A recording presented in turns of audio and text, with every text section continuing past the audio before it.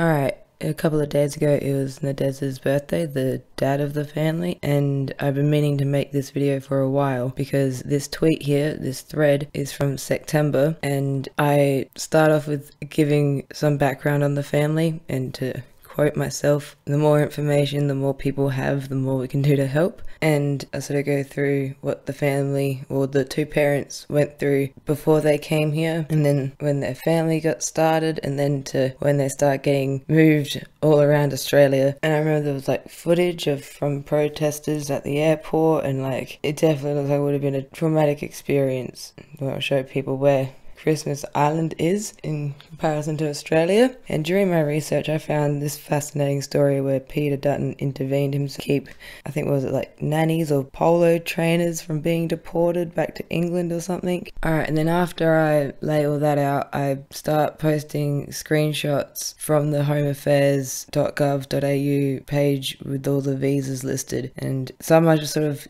guessed or assumed the family could fit for, and then some were more obvious than others. And yeah, looking through them, where qualifying factor in some of them seemed to only really be a sum of money. That was quite concerning. And yeah, this all came off of writing emails to Dutton and the Prime Minister, and having all the contact information listed as well for anyone else who wanted to. And then about a month later I got my response. Thank you for writing to me about the Tamil family. I know the issue is important to you, which is why I hope the following information helps you understand the background and history of the case. Many migration cases are complex and have their own unique set of difficult circumstances. This case is one of these. Our approach is to be consistent and fair. The father and mother illegally entered Australia by boat in 2012 and 2013. Respectively, they were part of the 50,000 people who arrived on 800 boats under former Prime Minister Mr. Rudd and Miss Gillard. Both parents were placed in detention under the former Labor government and were assessed to not being owed protection under the United Nations Convention definition. As such, they were informed by the former government that they would never be permanently settled in Australia. They did not accept that decision. They then appealed to the Federal Magistrates Court, the Federal Court, and sought leave to the High Court each time the original assessment was confirmed. So what do we have here? Blaming Labor, the always go-to first tactic, and prior to having children, the family were informed that there was no prospect of them remaining in Australia. And like many other countries, Australian laws say that children born here to non-citizens adopt the status of their parents. In other words, having children in Australia would not allow them to remain in Australia. You should have no fear about the family returning to their homes in Sri Lanka. With the end of the civil war in 2009, Tamils from around the world have safely returned to Sri Lanka, having been accepted back by a democratically elected government, including around 1,500 who arrived in Australia by boat. The government has been entirely consistent when it comes to our border protection policies. Thanks to these policies, we've succeeded in putting an end to this horrendous loss of life that occurred when people were put on dangerous boat journeys by criminal people smugglers. We won't send mixed messages because that will only endorse the people smugglers to resume their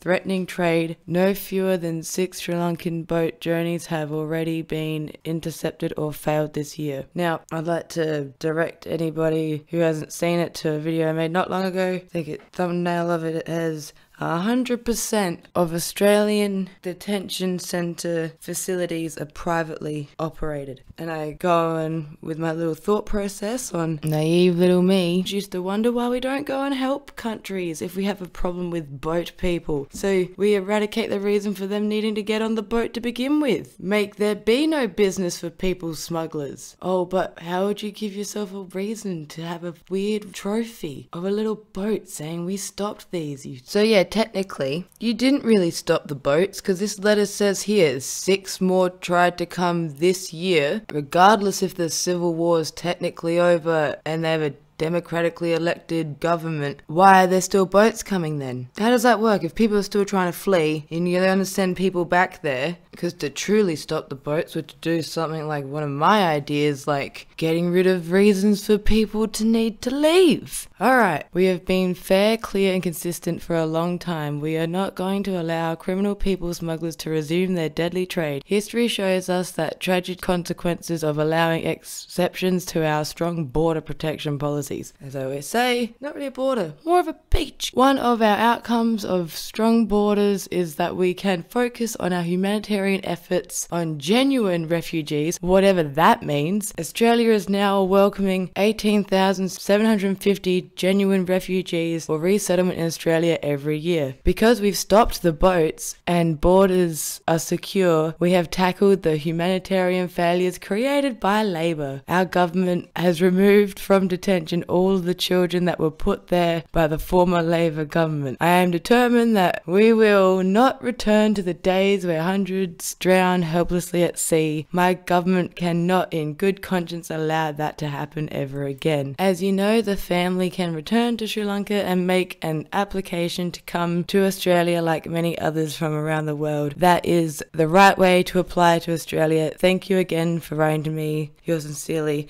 the stupid chud. Alright, with the last bit here, gotta love the other blame Labor and say they fixed their problems of removing children. So you got rid of all the kids that were in there because of Labor, but so you could put kids that were born in Australia on Christmas Island. Well done! Congratulations! Such an improvement. And if you just let them stay, like their community loves them. The teachers miss the kids and the co-workers miss the parents, and they're from a little country town in Queensland. Like they're sort of people that you talk about bringing here, and if you just let them have stayed, no one really would have known. No one would have heard about this. This just would have everyone would have gone about their lives and been happy. But now, because you had to take them from their home, move them around Australia, break a lot of people's hearts, and frickin' now it's publicised. So then if you do bend on it now, you go, the people smugglers. If you just weren't horrible to begin with, anchor babies. And this whole, they can go to Sri Lanka and then apply to come back. Then why is this,